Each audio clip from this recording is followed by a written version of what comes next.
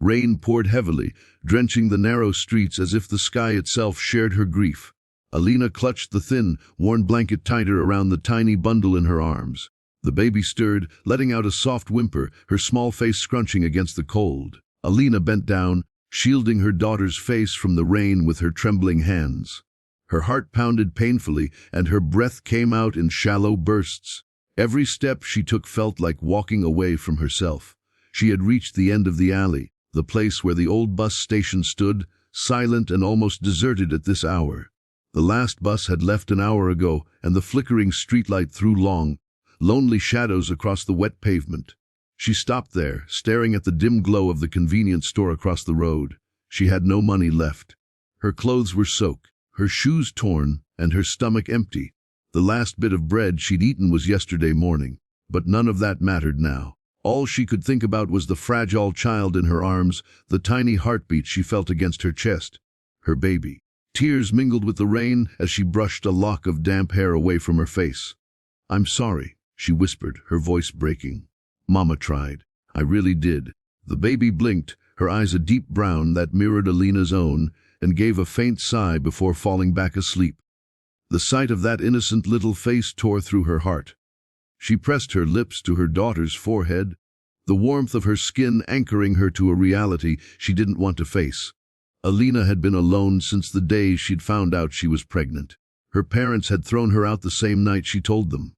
Her boyfriend, if she could still call him that, had vanished without a word. For months, she had survived on the kindness of strangers and the strength of her own will. She had cleaned houses, washed dishes in small restaurants, and begged when she had no other choice, but now even that was gone. She was 21 and already felt like her life was over. She looked down at the sleeping baby and shook her head slowly. "You deserve better," she murmured. "You deserve warmth, food, love, things I can't give you anymore." Just then, a flash of headlights caught her attention. A car pulled up in front of the convenience store. A man stepped out, tall, wearing a gray coat, his expression wary but calm. He looked like someone who belonged to a different world, a world of security and comfort, of full fridges and soft beds. He went inside the store, and Alina stood frozen, watching him through the rain-streaked glass.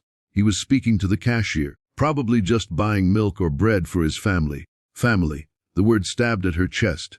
When he came out, he paused for a moment to check his phone. The glow from the screen lit up his face, kind eyes, tired but gentle. Alina felt something twist inside her.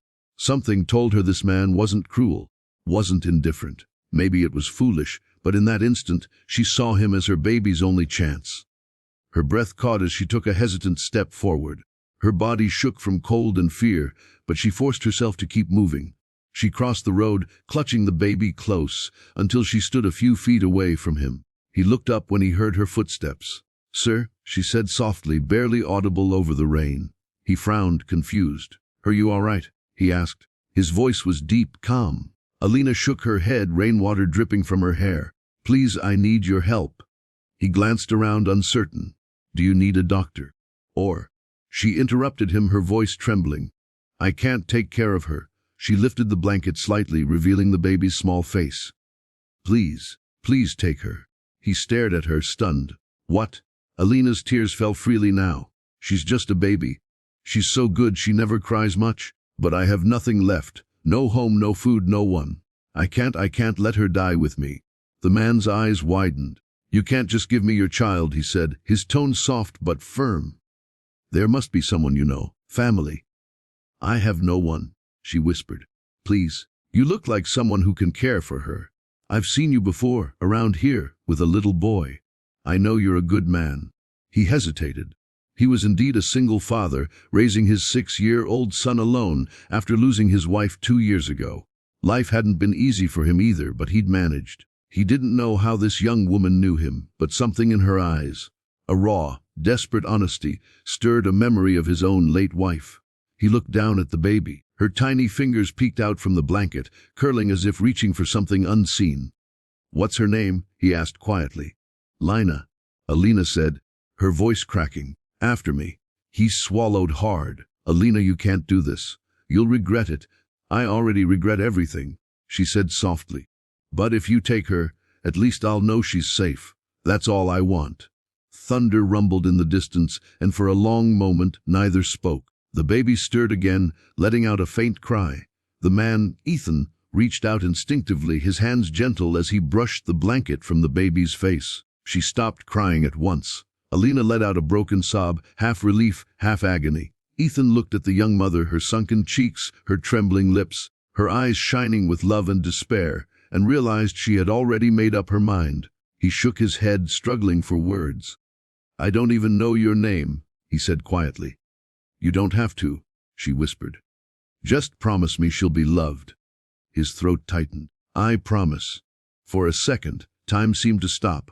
The rain softened, the streetlights flickered, and the world went silent except for the small heartbeat between them. Alina leaned forward, kissing her baby's forehead one last time.